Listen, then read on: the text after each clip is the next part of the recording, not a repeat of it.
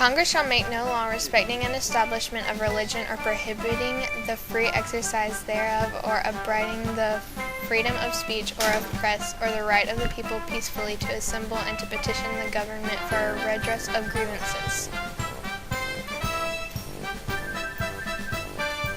In a free state, tongues should be free. The Education of Christian Prince by Erasmus.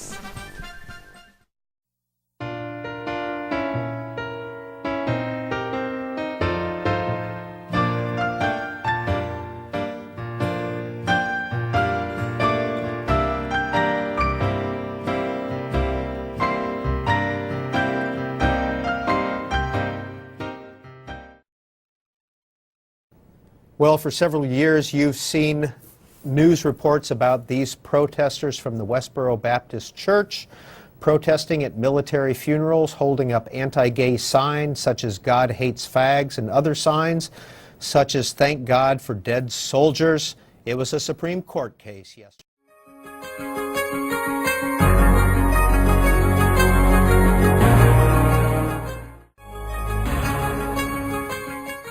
Westboro Baptist Church case. From Kansas City, Missouri, Margie Phelps, the lead lawyer for the Westboro Baptist Church and for her father, Fred Phelps. And from Harrisburg, Pennsylvania, Timothy Neiman, who filed an amicus brief on behalf of the Veterans for Foreign Wars on behalf of the Snyder family. Mrs. Phelps, if you would briefly state for our audience the argument that you made to the Supreme Court yesterday on behalf of the Westboro Baptist Church. Sure. The 7 Westboro Baptist Church picketers were over 1,000 feet from the church. Between them and the funeral goers were over 100 other people engaged in expressive activity. No one going into the funeral saw or heard the Westboro picketers.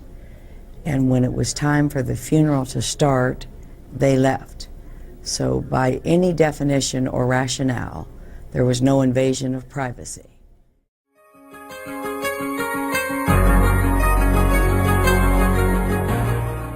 Timothy Neiman, briefly, if you would, state the argument made by the Snyder side of this case.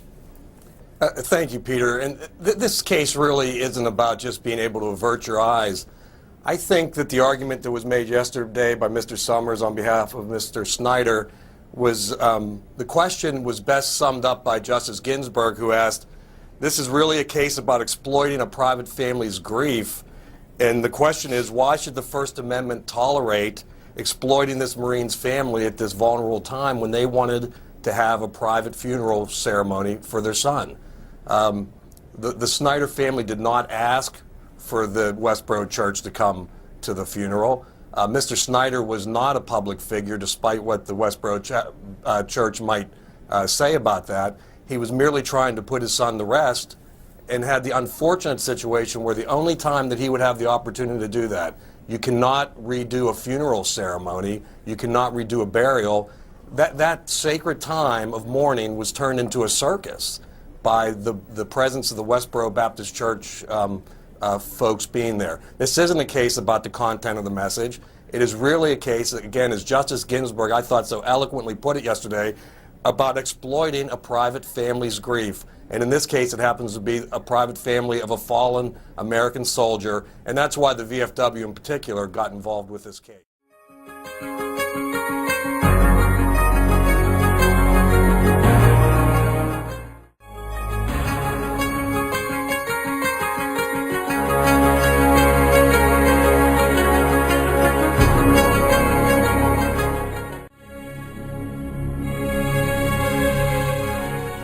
It's a good thing, but I think it's abused in a lot of ways. Probably back in 2003, after, really more so after Iraq started than Afghanistan started.